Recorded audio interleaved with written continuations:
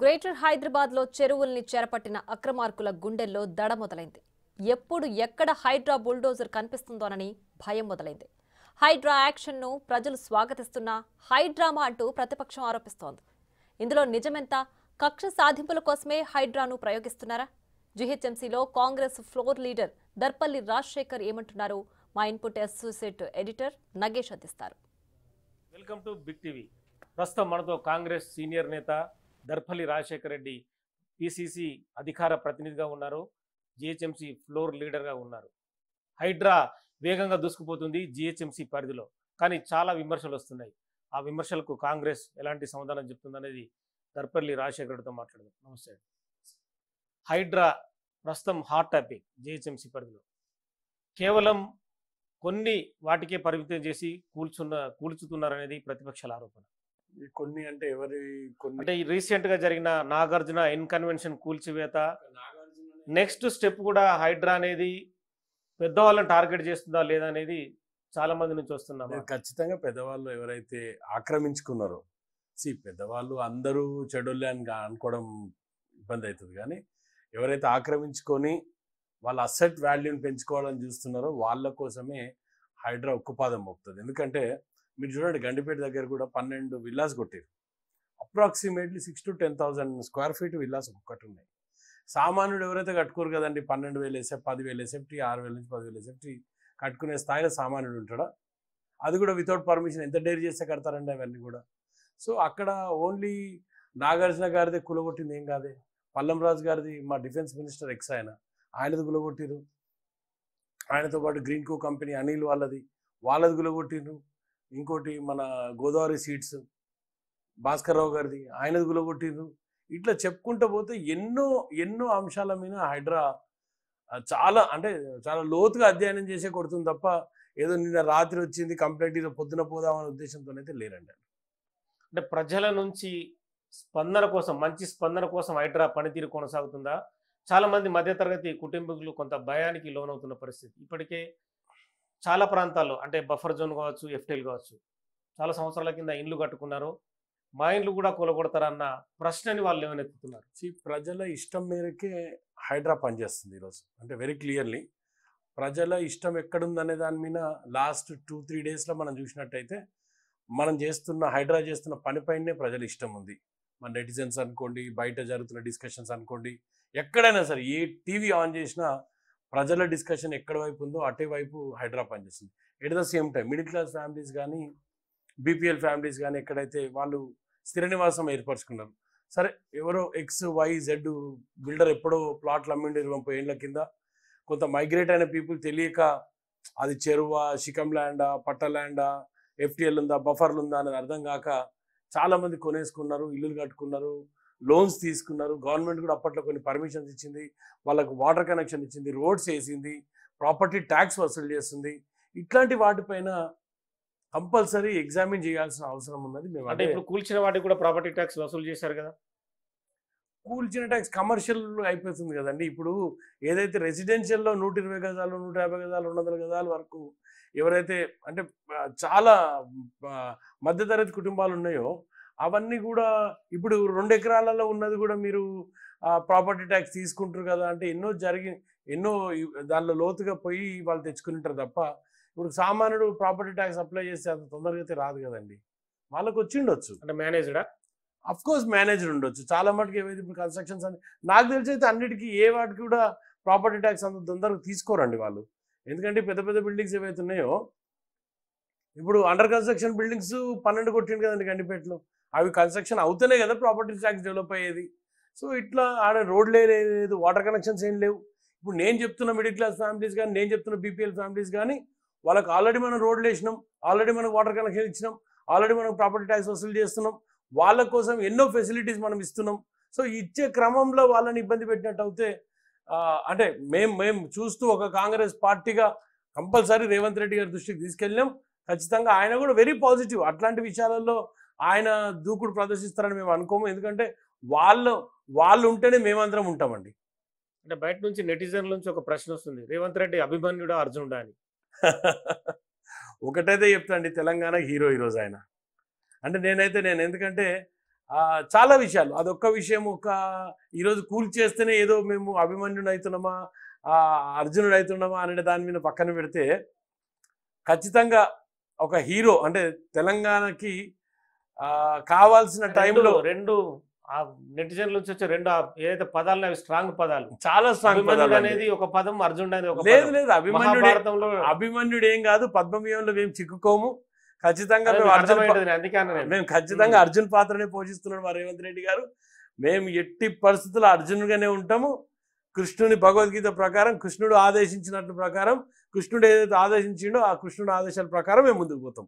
అంతే తప్ప అభిమన్యునిగా పద్మవ్యూహంలో చిక్కుకునే అవసరం లేదు.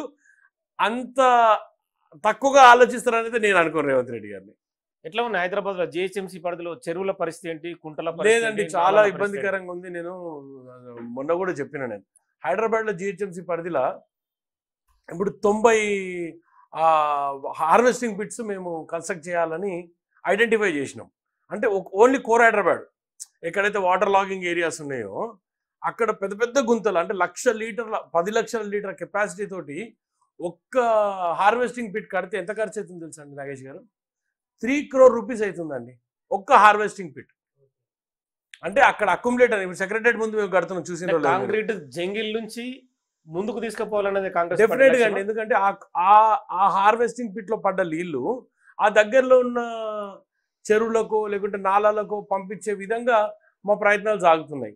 దాంట్లో భాగంగానే ఇప్పుడు 90 ఐడెంటిఫై చేసి 14 గ్రౌండింగ్ అవుతున్నాయండి.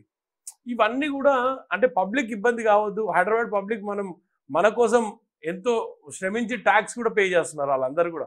సో వాళ్ళ కోసం మనం పనిచేయాల్సిన అవసరం ఉన్నది. ఇట్స్ నాట్ రేవంత్ రెడ్డి గారి కోసమో మా కోసమో ఇంకెవరి కోసం కాదు పనిచేయాల్సింది. ఈరోజు హైదరాబాద్ పబ్లిక్ ట్యాక్స్ పేయర్స్గా వాళ్ళకి ఇవ్వాల్సిన ఫెసిలిటీ సరిగ్గా ఇవ్వలేకపోతున్నామనే నెటిజన్స్ చాలా కోపంగా ఉన్నారు, సిటిజన్స్ కోపంగా ఉన్నారు. వాళ్ళ కోసం ఖచ్చితంగా మేమైతే గ్రౌండ్ చేస్తున్నామో అవన్నీ కూడా ముందుకు తీసుకెళ్తాం. కాంగ్రెస్ పార్టీ ఎంఐఎం దగ్గర ఉంది హైదరాబాద్లో, కానీ అసదుద్దీన్ ఓవైసీ హైడ్రా పనితీరును వ్యతిరేకిస్తున్నట్టు కనిపిస్తుంది. లేదండి, కాంగ్రెస్ పార్టీ ప్రజలకు దగ్గర ఉంది. ఎంఐఎంకి ఉందా దగ్గర, ఇంకెవరికి ఉందా అనేది అసదుద్దీన్ వ్యాఖ్యలకు ఏం చెప్పదలుచుకున్నారు? అసదుద్దీన్ ఏం వ్యాఖ్యానించిండండి అంటే బలవంతులని ఎవరైతే ఉన్నారో వాళ్ళందరూ నోరిస్తున్నారు, బలహీనులే కొట్టడానికి హైడ్రా పనిచేస్తుంది. ఎవరు బలహీనులు అండి? ఇప్పుడు కొట్టిన దాంట్లో భాస్కరరావు గారు బలహీనులు అండి, పల్లంరాజు గారు బలహీనులు అండి, నాగార్జున గారు బలహీనులా? ఇప్పుడు కొట్టిన దాంట్లో ఎవరు బలహీనండి? మీ దగ్గర కూడా ఒక ఎమ్మెల్సీని కొట్టినాం కదా, వాళ్ళు బలహీనులా? బహదూర్పురం కొట్టినాం కదండి. ఇప్పుడు ఇష్యూ రాజశేఖర, అసదుద్దీన్ ఓవైసీ XYZ కాదండి, సిస్టమ్. మేము ఒకటే అంటున్నామండి, ఖచ్చితంగా తెలియక కొన్నోడిని మేము కాపాడుతామండి. చిన్నోడు ఉంటే తెలిసి కొని దాని కమర్షియల్ యాక్టివిటీగా మనం కన్వర్ట్ చేసుకుంటామంటే మీరు కాపాడుతారు నాగేష్ గారు, చెప్పండి అది ఎంతవరకు యాక్సెప్టబుల్ అది? సో ఆ విధంగా మా ఆలోచన ఉంది, మా సీఎం గారి ఆలోచన ఉందండి దానిపైన. అంటే ఫ్యూచర్ లో పనితీరు ఎట్లా ఉండబోతుంది? అంటే ఇంకా ఈ Hydraa is a born baby, just a born baby. కానీ సంచలనాలకు తావిస్తుంది కదా. కొంతమంది పిల్లలు ఇస్తారండి, పుట్టినెంబడే చాలా చలాకీగా పనిచేస్తారు. నడవలేరుగా పుట్టినెంబడి మీరు చెప్తున్నారు. కొంత నడుస్తారండి పిల్లలు, నడవలేకపోవచ్చు కానీ పనితీరు కనబడుతుంటది. ఎట్లయితే పని చేయాలనో ఆ విధంగా పనిచేస్తుంది Hydraa. Hydraa is nothing but అండి, హైడ్రా చిన్న యానిమల్, ఏదైతే మంచి నీళ్ళనే బతుకుతుందండి, అది చెడ్డ నీళ్ళు వస్తే బతకదు అది. సో ఈ హైదరాబాద్ని రిఫ్రెష్ చేయాల్సిన అవసరం ఉందండి. సో దానికోసమే రేవంత్ రెడ్డి గారు ఈ హైడ్రాని క్రియేట్ చేశారు. హైడ్రా యానిమల్ మంచి నీళ్ళనే బతుకుతుంది. సో రేవంత్ రెడ్డి గారు క్రియేట్ చేసిన హైడ్రా ఈ హైదరాబాద్లో వాటర్ని రిఫ్రెష్ చేసి మంచి లేక్స్ ఇవ్వాలన్న ఒక ఉద్దేశంతో ఈ హైడ్రాని క్రియేట్ చేశారు రేవంత్ రెడ్డి గారు. కొన్ని సందర్భాల్లో రాజకీయాలకు ఒత్తిడికి లొంగాయి కొన్ని పనులు కూడా ఆగే పరిస్థితి కనిపిస్తుంది. ఉంటే ఆపరేషన్ ఆగుతుందా? లేదండి, రేవంత్ రెడ్డి గారి పైన నాకు చాలా నమ్మకం అండి. అంటే ఎందుకంటే మేము ఆయన పనితీరు చూస్తున్నాం కాబట్టి ఇంత అన్ని ఆలోచించిన తర్వాతనే డెసిషన్ తీసుకున్నాడని మేము అనుకుంటున్నాము. ఎన్ని ఒత్తిళ్ళు వచ్చినా, ఎంతెందుకు ఒత్తిళ్ళు వచ్చినా సరేనండి, మా మినిస్టర్ గారు ఎంత క్లియర్గా చెప్పారండి, పొంగులేటి శ్రీనివాసరెడ్డి గారు, నాది అయినా సరే ఈ ఇంచు కూడా నేను కబ్జాలు ఉంటే కొట్టేయండి అని చెప్పాడండి. ఆయన ఇప్పుడు నాగేందర్ గారిని మేము స్పేర్ చేయలేదండి. అదే విషయం నాగార్జున 2 సార్లు ట్వీట్ చేసిండు, ఒక అంగుళం కూడా నేను ఆక్రమించలేదు. మీరు ఆక్రమించనంటున్నటువంటిది ఇన్ని రోజుల వరకు మీరు స్టే ఎందుకు తెచ్చుకోలేకపోయారు? ఇన్ని రోజులు ఎందుకు కాపాడలేకపోయారు?